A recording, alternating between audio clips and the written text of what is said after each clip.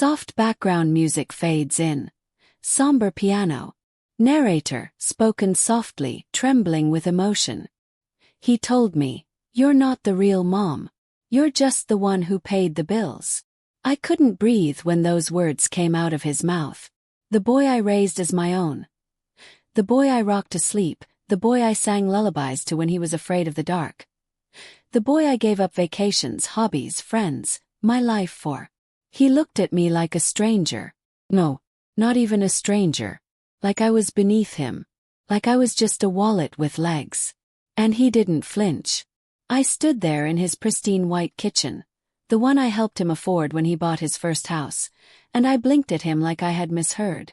But I hadn't. "You're not my real mom," he said again, louder this time. "You're just the woman who signed the checks." Piano sharpens, slow crescendo. Have you ever had your heart broken not by a lover, but by the very child you sacrificed everything for? Have you ever been told that none of it mattered? Not the late nights, not the scraped knees you kissed, not the emergency room visits, not the birthdays you planned when there wasn't even money left for groceries, not the sleepless nights worrying if he was okay, not the love, the endless, aching, selfless love you poured into every moment. He called me mom for 30 years. And then, he called me just the one who paid the bills. That was the day something inside me died. Pause. Music fades slightly, voice low and broken. I didn't scream. I didn't fight back. I just stood there. Stunned. Hello. Like the floor had dropped out from under me. You think you know pain. But nothing prepares you for this kind of betrayal. Because when a child rejects you, it's not like anything else. It's not a breakup. It's not a friendship lost. It's a soul wound. And for me, that wound opened on a sunny Tuesday in a kitchen that smelled like fresh coffee while my son, looked me dead in the eyes and told me I never really mattered. Brief silence, then rising emotional tone. Let me back up. 'Cause I know you're wondering how we got here. How a mother. No, let me correct that. A stepmother who gave everything could become an afterthought. A utility. A servant. Piggy bank. This wasn't always our life. Once upon a time. We were a family. Or at least I thought we were. But maybe, just maybe, I was the only one who believed that. Music swells again as tone shifts slightly from shock to reflective pain. I know many of you watching this have felt the sting of being unappreciated. Being overlooked. Giving and giving. Until there's nothing left of you. Until you don't recognize the woman in the mirror anymore. That was me. I bent over backward for this family. I made excuses when they forgot my birthday. I brushed it off when they didn't invite me to dinner. I kept giving, thinking, they'll see. One day they'll understand. But they didn't. And they won't. Because for some people, love is invisible unless it's loud. Unless it comes with conditions. Unless it looks like their version of what a real mom is. Even if you were there every damn day. Music drops to near silence. I thought love would be enough. But it turns out, love without recognition. Love without respect. It's a slow death. And that day in his kitchen when he said those words, that was the moment I realized something. You can raise a child. You can love them more than your own breath. But they still get to decide how they see you. And sometimes, they choose to forget. Voice hardens slightly, shift to quiet strength. But I haven't forgotten. I haven't forgotten what I gave up. I haven't forgotten who I was before I was just the woman who paid the bills. And I haven't forgotten what real love looks like, even if they never saw it. So if you've ever been made to feel like your love didn't count, if you've ever been tossed aside by someone you thought would protect you, if you've ever stood in a kitchen with tears in your eyes and a heart shattered in your chest, this story is for you. Because what comes next isn't silence. What comes next is truth. And a reckoning. My name is Margaret. Most people call me Maggie. I was 26 when I married Charles. He was a widower, calm and thoughtful, with eyes that held more grief than words. His wife had passed from cancer 2 years earlier, leaving behind a quiet house, and a 5-year-old boy named Ethan. I still remember the first time I saw Ethan.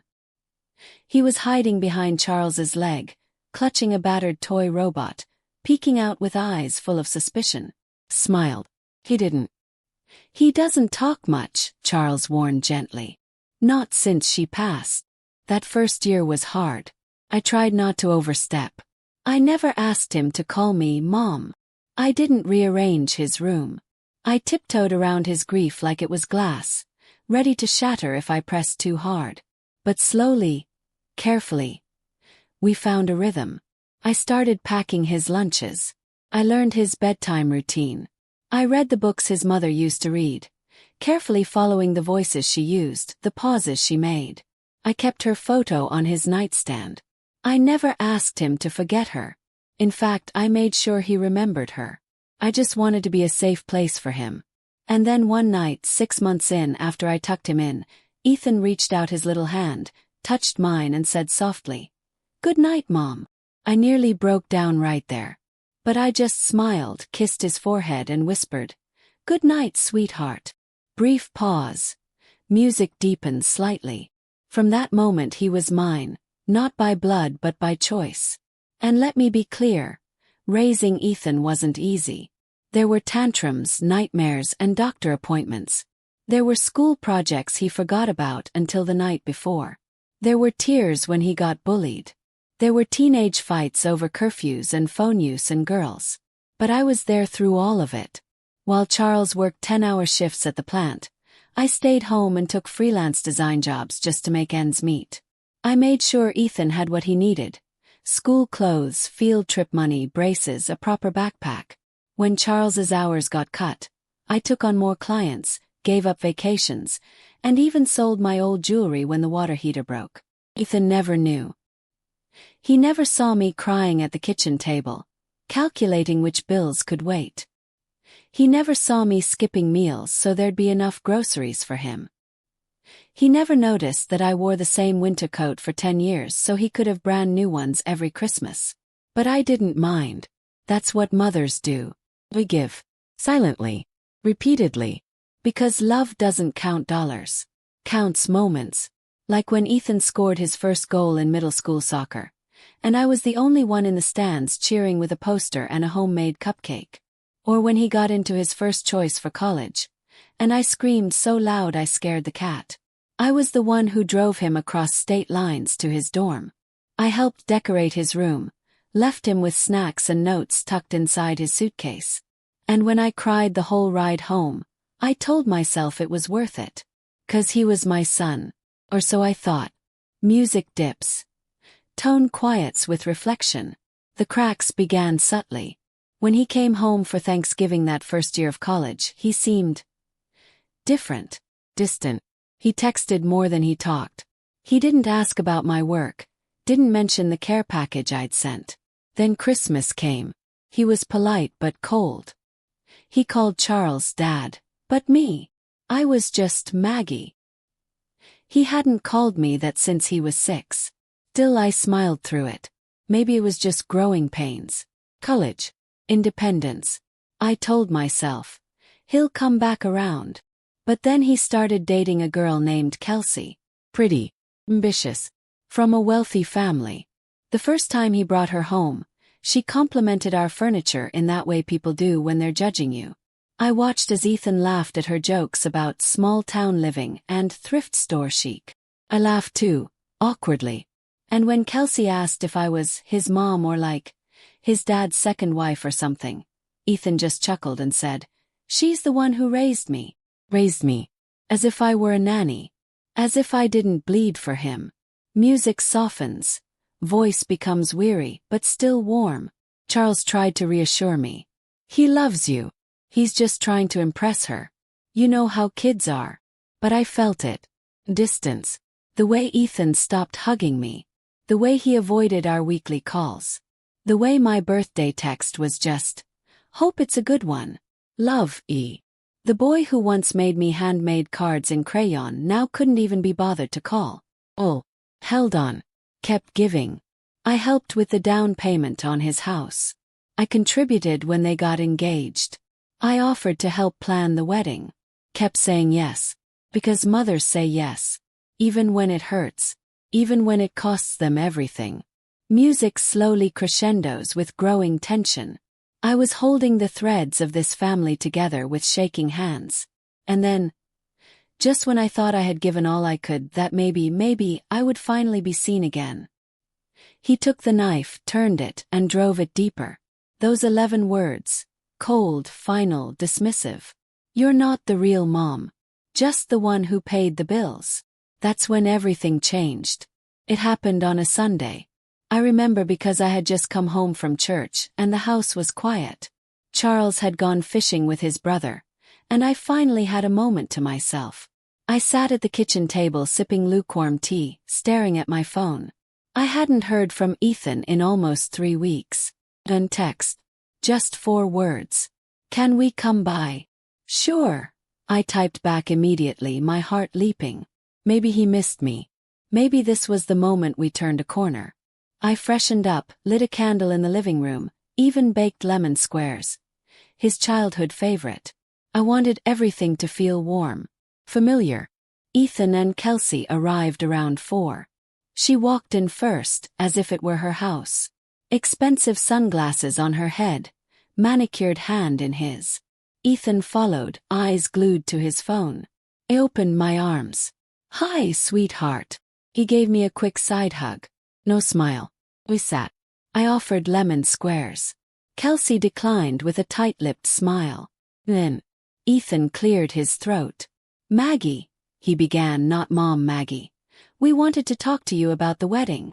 My heart lifted. Of course. I'd love to help. I found a great local florist. No, not that, he interrupted. Kelsey leaned forward.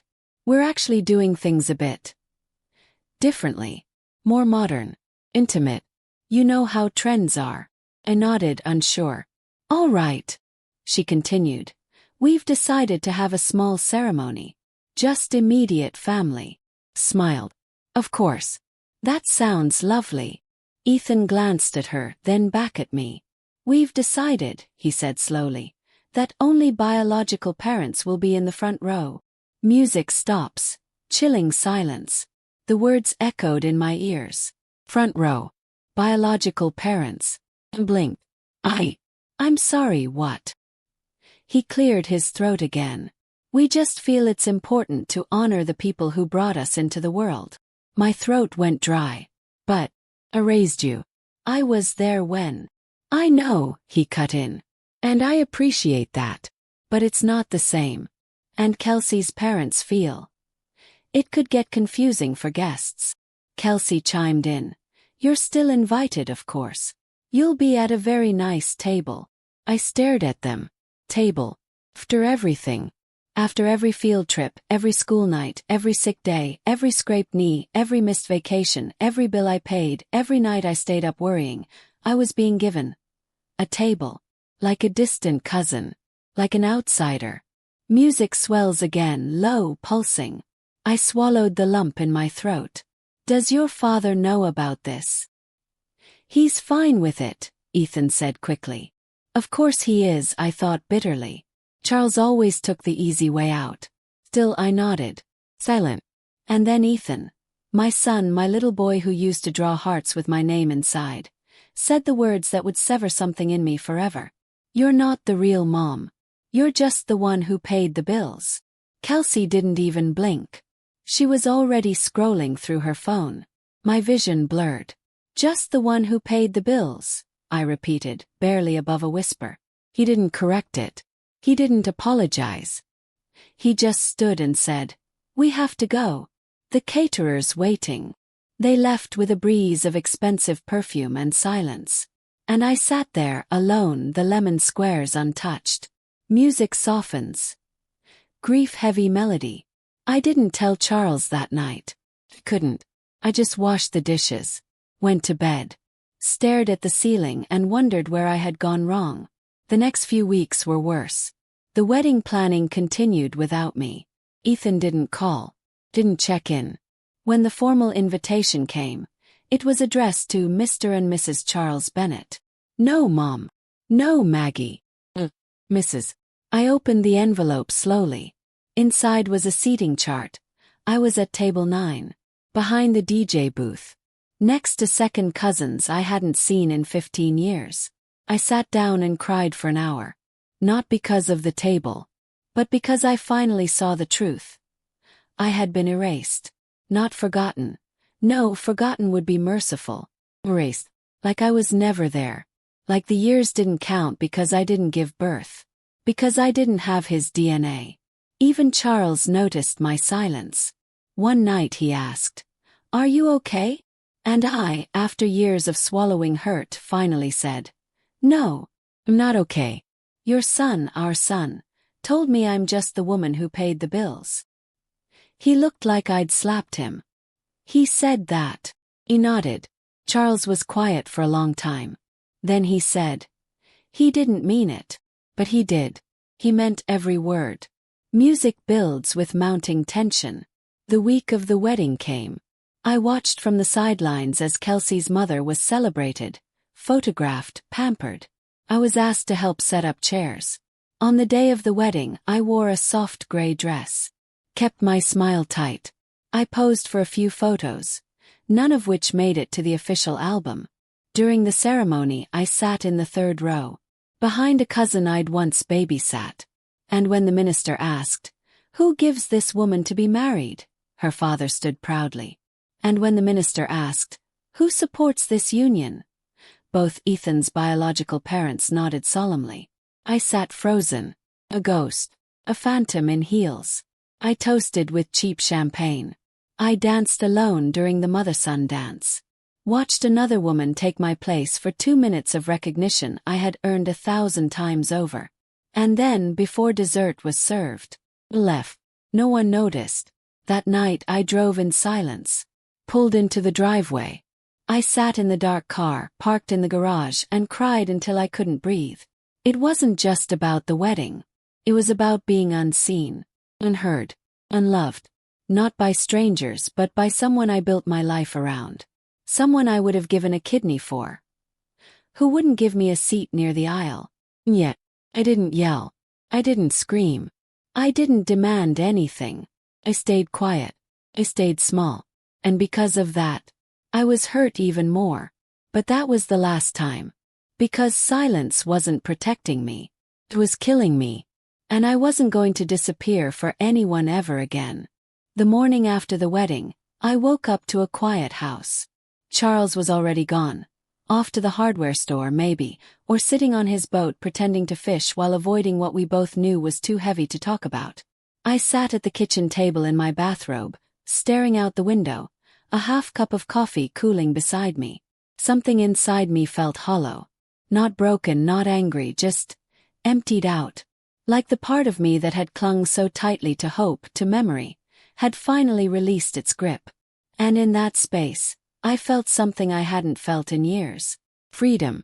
For decades, my life had revolved around Ethan. His needs, his future, his happiness.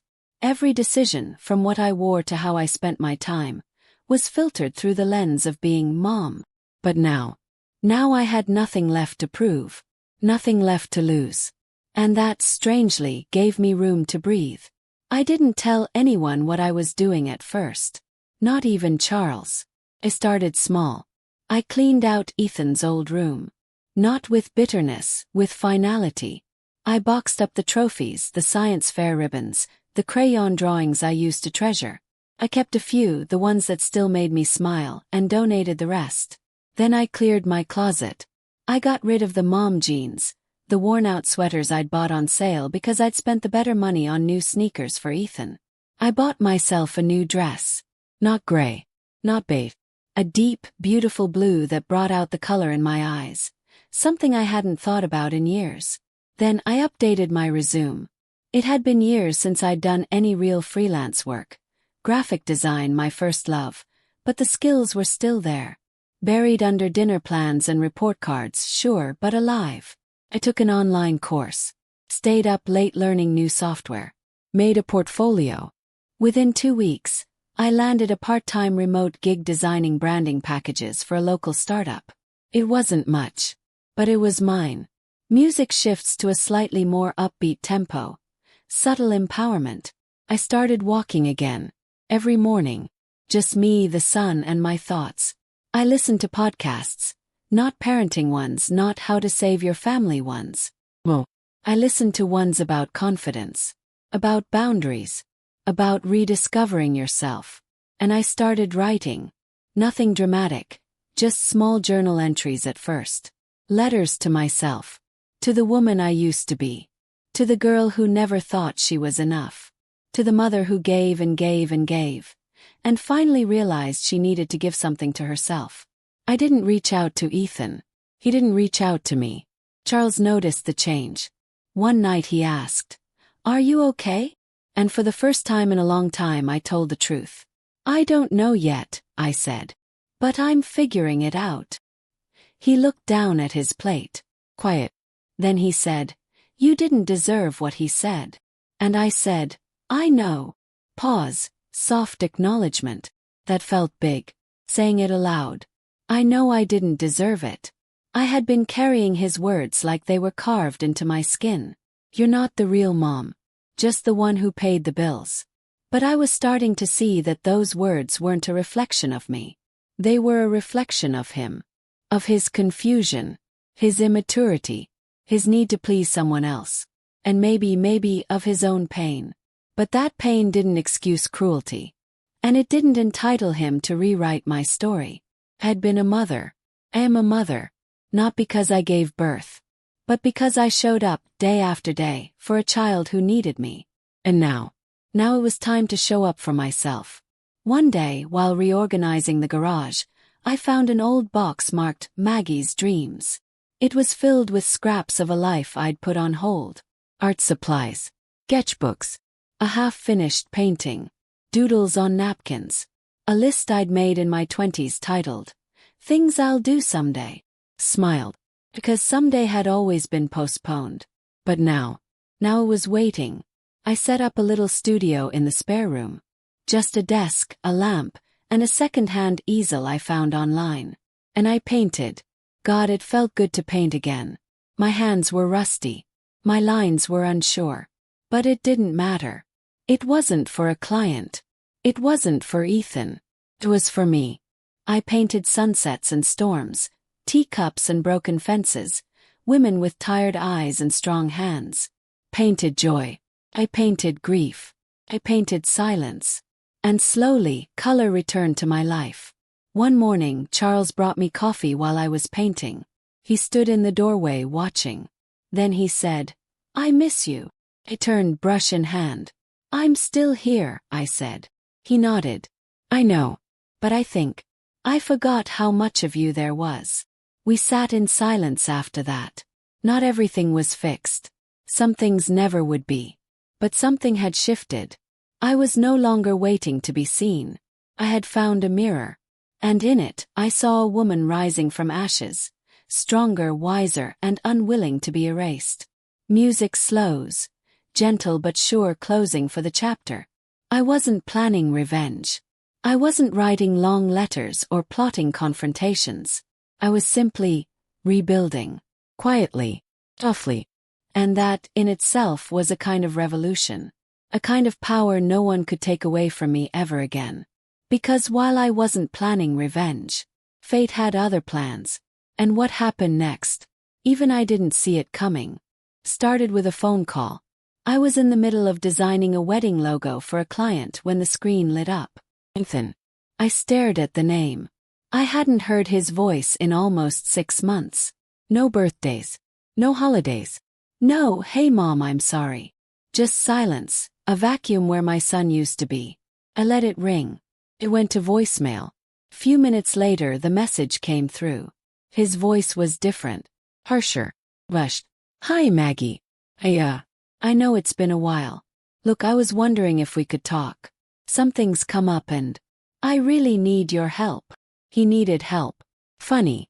I listened again, not out of sympathy, but curiosity. What could possibly bring him back? I didn't respond. Not yet. I let the message sit for 2 days. Then I replied with a short text. "What is this about?" He responded almost instantly. "Kelsey and I are going through something. It's not well. And I lost my job. We're kind of drowning." I could almost hear the strain in those words. The panic between the lines. Still, I didn't offer comfort. I simply said, "You can come by Wednesday, 3 p.m. He arrived with slumped shoulders, unshaven, looking far older than 32. Kelsey wasn't with him. He sat at my kitchen table, the same one where he once looked me in the eye and said I wasn't his real mom. Now he could barely hold eye contact. "I didn't know who else to call," he said quietly. I stayed quiet, sipping my tea. "We're behind on the mortgage," he went on. "And the insurance won't cover Kelsey's treatments unless I'm employed full-time again. Which I'm not." I nodded slowly. "And?" "Yes." He blinked. "I was hoping you might help us. Just until we get back on our feet." I could feel the edge in his voice. That mix of desperation and expectation. Like he still believed I was the safety net, the one who would always step in, always pay the bills. I let that hang in the air. Then I stood up, walked to the counter, and brought over a small envelope. Inside was a single sheet of paper. He opened it, confused. It was a copy of a trust one had recently finalized. A legal document. "I've decided to set aside a portion of my assets," I said calmly, "for children who age out of foster care." He blinked. "What?" "Every year," I continued, "over 23,000 kids age out of the system. No family, no home, no support. They get nothing. They're forgotten." I looked him dead in the eye. "I know what that feels like." Ethan's mouth opened, then closed. I leaned in slightly. "You wanted to know if I could help. And I am. Just not the way you expected." He flushed. "You're giving money to strangers." I raised my eyebrows. "They're not strangers. They're children who need someone. The way you once did." He stared at me. "But I'm your son." I shook my head. "You were. Once. But when you stood in this kitchen and told me I wasn't your real mom, you made a choice. You can't unring that bell, Ethan." He tried to laugh it off. "Come on. That was months ago. You're really holding on to that." "I'm not holding on to anything," I said. "I let go. That's why I'm not bitter. I'm not angry. I'm free." He was quiet for a long time. Then softly he said, "You're serious? You're really not going to help us?" I leaned back. "You know what you need to do," I said. "And it has nothing to do with money." He looked down, eyes burning. "I'm sorry," he said finally. He nodded. "I believe you. But that doesn't mean I can forget." He stood. "I guess that's it then."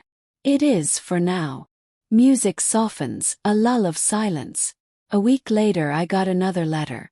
This time handwritten. It was from Ethan. He told me about Kelsey's diagnosis. The treatments. The fear. He admitted he had panicked. Said cruel things because he thought he needed to protect his version of the truth. A truth that left no room for the woman who raised him. He ended with something I never thought I'd read. "You may not be my biological mother, but you are the one who showed me what love is. And if it's not too late, I want to rebuild." I folded the letter. I didn't cry. I just sat with it. Sometimes when we step away from people, really step away, it gives them space to see us clearly for the first time. That was the real twist. Not revenge. Recognition. He didn't get the money. But maybe, finally, he understood the cost of what he threw away. I didn't rush to reply. I let him sit in the discomfort. Let him grow. Because forgiveness isn't about wiping the slate clean. It's about drawing new lines. Clearer ones. And that's what I was doing now. Not out of spite, but from strength. I hadn't waited for karma. Became the karma. By thriving. By standing. By choosing myself. And as I stood in my small art studio that afternoon, sun streaming in through the window, brush in hand, I realized something. All those years I thought being a mother meant sacrificing everything. Now I knew. It meant becoming everything you were meant to be, so that those who love you can learn to do the same. And if they don't, you keep becoming. Music fades to a soft finish, lead into final chapter tone. Because even if the world forgets who you are, you don't have to.